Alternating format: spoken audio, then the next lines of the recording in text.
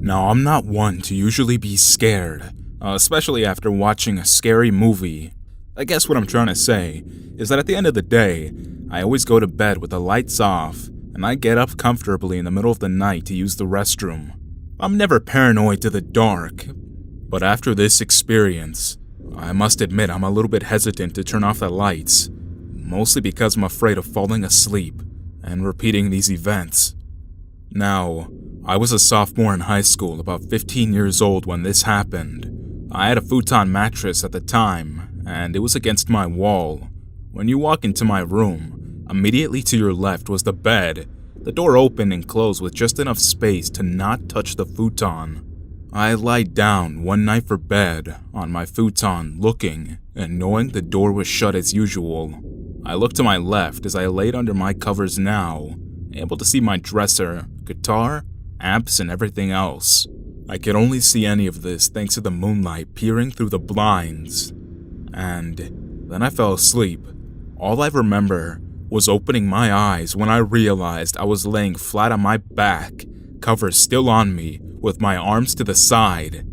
I could still make out shapes and items in the room from the moonlight peeking in, but I couldn't move at all. My eyes shifted to side as I realized I was alone in my room, in the dark, but why couldn't I fucking move? And that's when it began. I could hear footsteps in my hallway, right outside my room. I hadn't heard anyone from my family come out of their rooms, for our house was small and every door was heard when opened at night. Anyone who was up usually just went to the restroom or the kitchen, but these footsteps, they were slowly making their way closer and closer to my door. I knew it was someone or something coming for me. I tried so hard to move, but for the life of me I couldn't do so. Fear began sweeping through my motionless body as I desperately prayed to be able to move. That's when I noticed that the footsteps were now at my door, and the door was right in front of my bed to the right. So whoever or whatever was going to come in would right away see me, even if they only cracked the door open a little. As I laid there, still not able to move, my doorknob began turning slowly back and forth, as if whoever was there was taunting me and enjoying my fear. Something was coming in, and they were taking their sweet time, as if they knew they had me right where they wanted me. I couldn't even scream. Nothing. The door finally cracked open the tiniest bit, revealing only a black line of darkness. But that's when I woke up. Everything just looked the same, as if it had just been me being unable to move, but this time I could. And that's when I shot up. Everything looked just the same as it had been in my dream, except now I could move.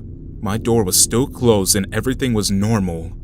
I quickly pulled out my phone and came across sleep paralysis on Google as I desperately searched for an answer to what had just happened. It all explained how your brain reaches a catatonic state where it's like a dream, but your brain literally preys on your deepest fears, and these fears occur while in this dream, or nightmare I should say.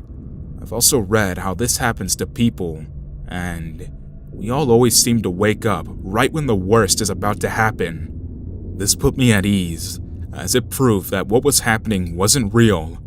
But sure as hell, this was still scary to know that this could happen to anyone in their dreams. And for some reason, you're always paralyzed and full of fear, as your brain creates the worst nightmares and makes them become reality.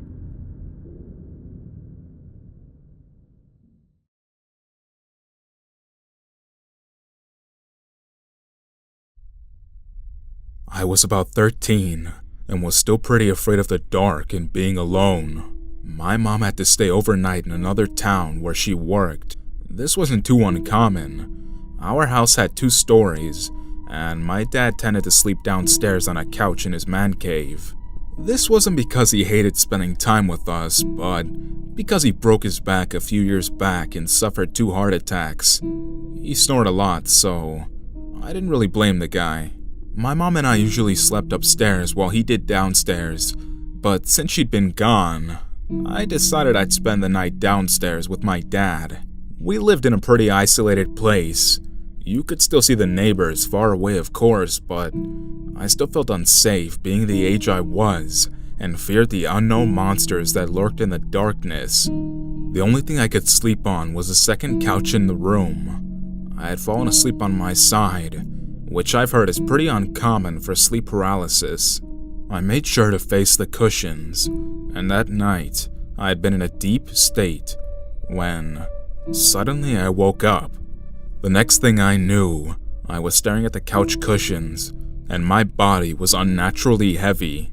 It started at my chest, and then the weight soon consumed my entire body.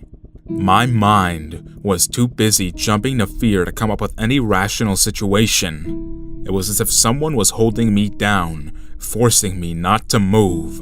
They were pushing so hard that I believed I was fused with the couch. I wanted to scream, and I wanted to cry for help. I wanted to wake up my dad, but I was terrified. Something silenced me, and I yelled with everything I had, but nothing came out. The thing about true fear is that it's so agonizing that it begins to feel physical. Most people freeze and say that they're convinced that their heart stopped beating. For me, it was different. My heart raced. With every beat, it pumped adrenaline through my body. Warm waves devoured me, went down to my toes and to my fingertips. This didn't help me feel better in any way. Between the crushing feeling and the warm fear, something else decided to join the game. Even though I faced the cushions and was stuck in place, I could still look up at the ceiling, which I did do. And God, I wish I hadn't. There, right above me, was a shadowy figure of a head. Some of the features still recognizable. It looked absolutely real and it peered down at me, making it feel even more real. My thoughts were racing the entire time. Someone has broken in. They're holding me down. I'm gonna die. Is my dad dead? I don't want to die. Please, someone help. The thing about sleep paralysis is, you don't know when it's happening. During sleep paralysis, your body is paralyzed while your mind plays terrifying tricks on you. You feel someone or something holding you down, making you feel completely helpless. You're silenced, disabling the ability to call for help. Then, you start seeing things. Your brain is convinced that they were absolutely real and that they're out to get you. Sleep paralysis usually makes you experience absolute terror. When the unseen force dissipated, I was left shaking, confused and scared. No one was there to tell me if it wasn't real or it was, and no one told me that everything would be okay. I sat there on the couch, petrified of the fact that something could be in the house, and that it was coming for me. I couldn't even muster up enough courage to fall back asleep.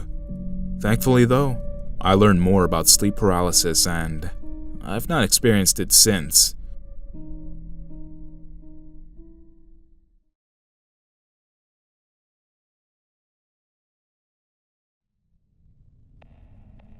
So for a bit of setup information, I'll usually get sleep paralysis as a side effect of paracetamol, and it makes me extremely drowsy, so I kinda have to sleep.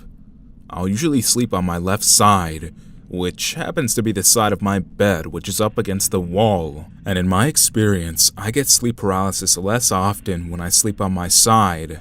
This is important because of my situation when this particular paralysis occurred. From what I can tell, my sleep paralysis is different from most people. Instead of just visual hallucinations, I can't even open my eyes for the most part. What I get is auditory hallucinations, and not just that, sometimes I'll even get physical hallucinations. That means that I'll start shaking, as if I feel like I'm being shaken by something.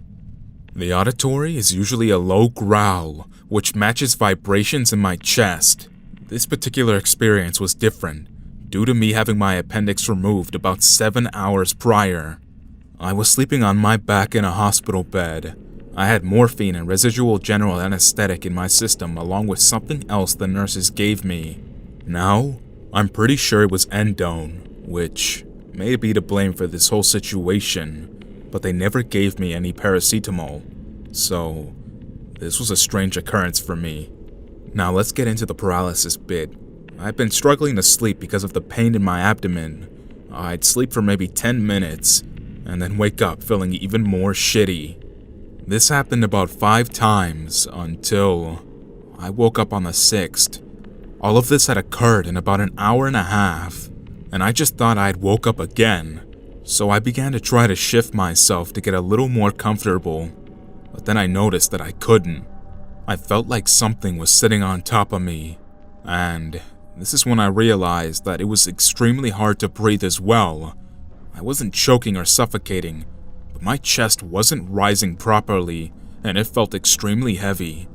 I tried to open my eyes, and after a bit of struggling to do so, they opened, and what I saw was a fat, dog-looking monster with white eyes, no neck, and a massive head, and razor-like teeth. The entire thing was black, and looked like something you might see from a Tim Burton movie, or the game Limbo. I was in a private room with the door left open slightly, so there was a light entering the room. But this thing just looked like a shadow, almost like it was sucking all the light from the rest of the room and using it to grow. And as it grew, I felt it get heavier, and at this point, I was barely able to breathe at all. It seemed to be growling as well, the same low growl that I had usually heard during my previous sleep paralysis episodes. Whatever this thing was seemed to notice that I saw it, and it started to really bear its weight down on me, forcing me to completely stop breathing altogether. It then leaned itself in to have its face right up close to mine. I could feel drool hitting my face and neck. It then took one of its horribly long claws and dragged it down my neck to my stomach, splitting my abdomen open in the process. All the while, I couldn't do anything but just lay there with my organs sitting in open air. But thankfully, this is when I really woke up. I had 3 nurses standing over me and a tube down my throat. Apparently, I had had a seizure, and while I was convulsing, the stitches just under my navel had split open and began to bleed. While this was happening, I stopped breathing and needed a tube down my throat to open my airways again. Currently, I'm fine, but this experience still haunts me.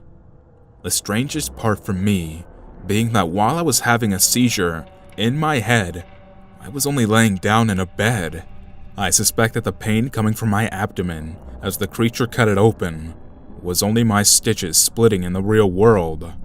I do still get sleep paralysis, but only very mildly, and the episodes only last 5 to 10 minutes at maximum. None of my other episodes have been as terrifying as this one was.